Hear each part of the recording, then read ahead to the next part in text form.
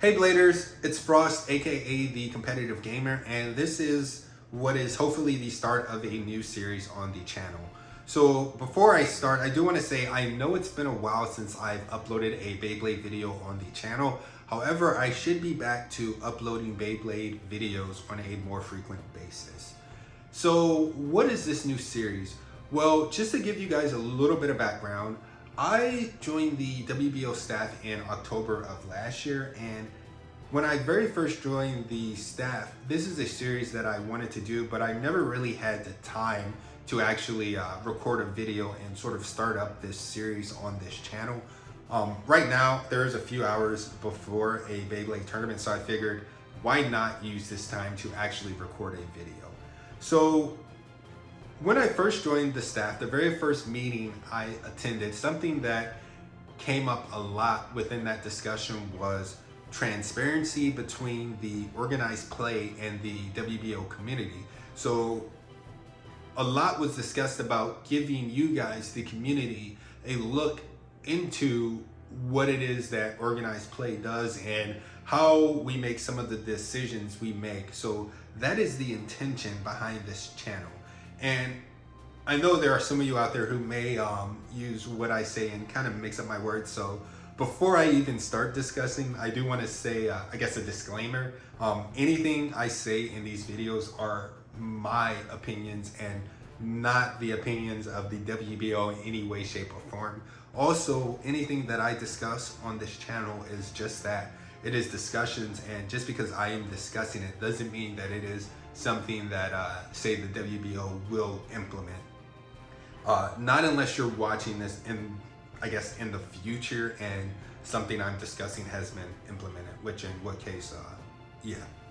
So the intention behind these videos is maybe to discuss for, I don't know, 10 or 15 minutes at the max on some topics that the organized play has been discussing.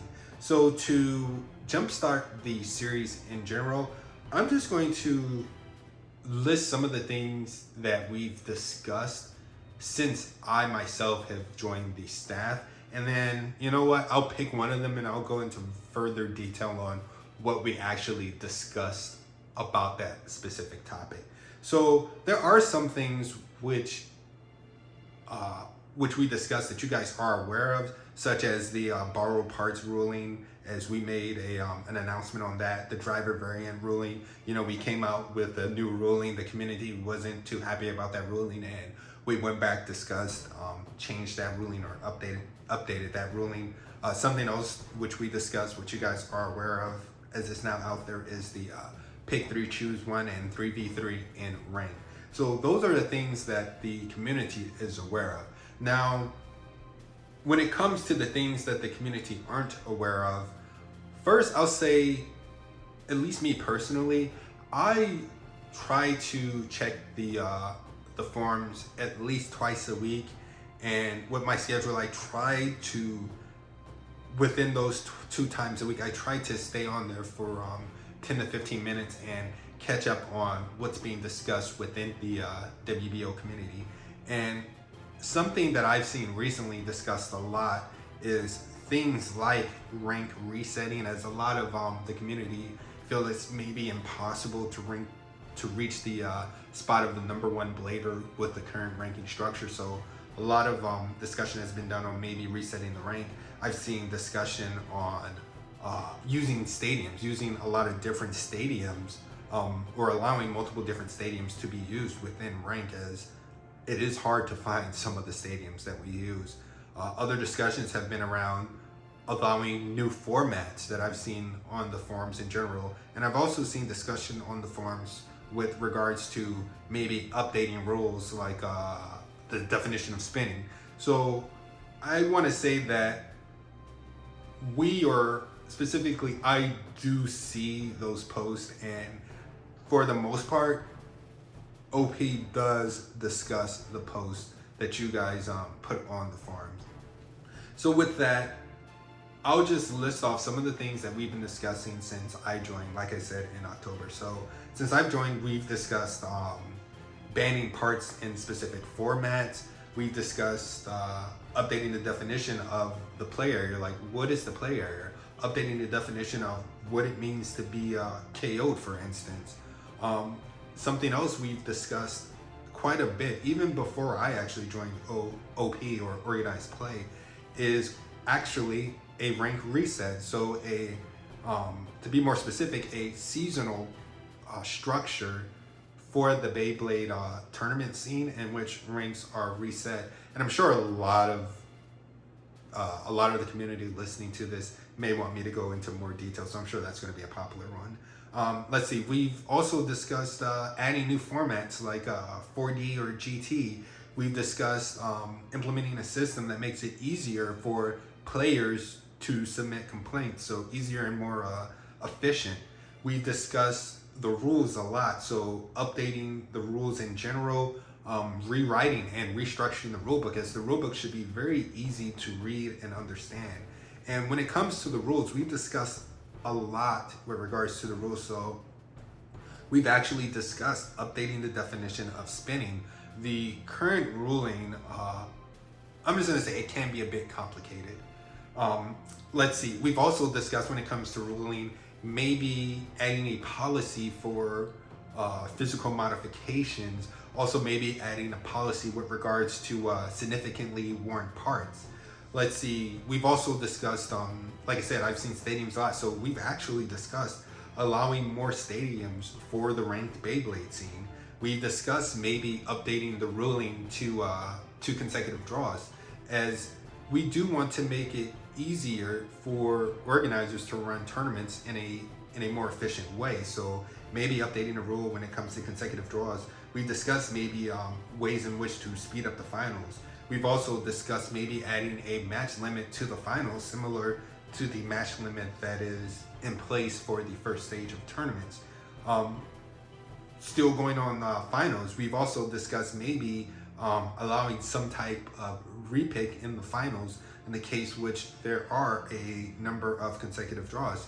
And something else we've discussed is also recently video replays. Is there really a need for video recording when it comes to Beyblade tournaments? A lot of times there are a lot of stamina matchups, and at least I'm going to speak for the tournaments that I host and the tournaments that I've attended. Everyone and their parents are recording the matches, and depending on the angle that you watch a video from, that can give you a different winner. So we've been discussing how should we deal with that? Should we say the judge has the final call? I mean, the judge does have the final call, but should replays be allowed to be looked at? Or maybe should the organizer be the ultimate decision maker when it comes to video replays at their tournament?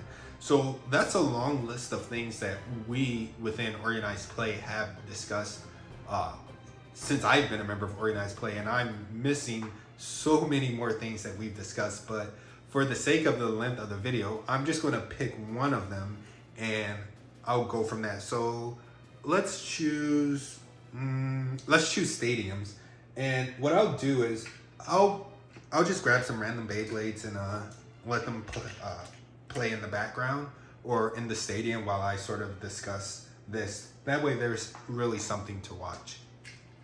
So yeah, these are just random combos I have lying around. Don't ask me why. Alright, so those may be the wrong Beyblades because they're pretty loud. So yeah, allowing the use of multiple stadiums within the ranked Beyblade scene. And I should probably be using GT Beyblades, as there is a GT tournament about to happen in a few hours. So we are aware that stadiums are expensive. We want there to be more organizers, as the goal of the WBO is to have people play Beyblade together. And for that, we need organizers, and organizers need to have stadiums, etc. So we realize that some stadiums are very hard to come by. They're very expensive. And in the case where you have a young organizer, it may not be feasible for them to go out and purchase a stadium, or maybe their parents may not want them to purchase a stadium. And not just a stadium. If you want to run a tournament efficiently, you likely want more than one stadium. So something we've been discussing recently is allowing the usage of official Beyblade stadiums from the same series as the tournament format being used. So I'll say that again. Allowing the usage of official Beyblade stadiums from the same series as the tournament format being used. So for instance, for 0G you have the and I could be wrong, I don't play other formats outside of Burst, but you have the attack, balance, and defense. So when it comes to Burst, maybe allowing the DX stadium, DB stadium, and the standard type stadiums. So within that, when it comes to the actual discussions that we've had, some of the things on that note that we've actually discussed is how can something like this be implemented? Is we do want to allow we want as many people as possible to play Beyblade. So some things that, again, that we've discussed when it comes to allowing multiple stadiums is how many different stadiums can be used in a tournament? Who is the person, or who decides which stadiums are used? So the thing that we discussed is allowing the organizer to choose, hey, this is a stadium that I'm using for my event. And to go further with that, what we've also discussed is even allowing organizers to use multiple different stadiums within their event. So we've discussed saying, hey, an organizer can use the DX, the DB stadium, and the standard stadium, all in the first stage of their event.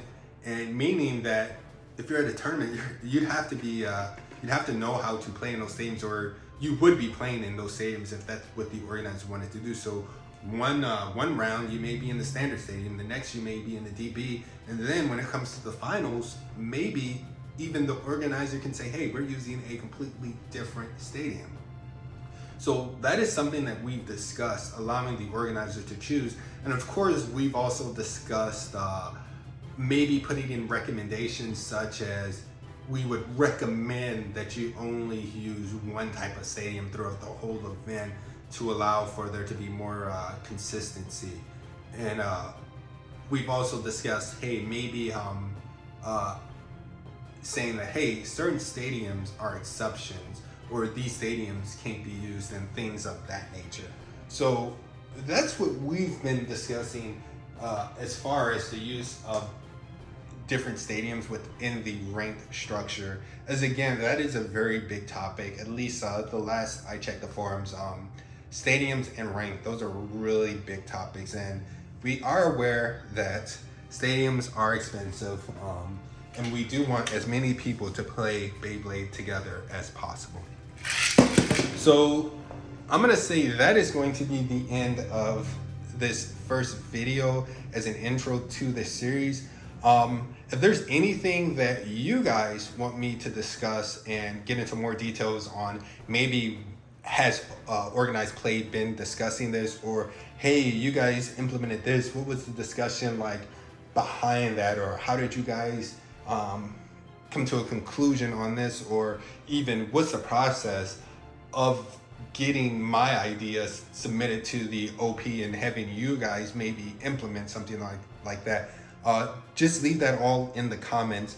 Yeah, so if you guys want to see, I guess, if you guys want this series to become a thing, please like the video, let me know in the comments, give me any of your ideas that you guys have, or anything that you want me to discuss, and I will likely use it in a future video. Also, if there's any of the topics that I listed off towards the beginning of this video that you want me to go into more detail about in a future video of this series, let me know. I'm sure a lot of you probably want to hear about rank resets, etc. So I will probably have at least one more video in this series. So yeah, if you like these videos, be sure to like, subscribe, and all of that other good stuff. Thanks.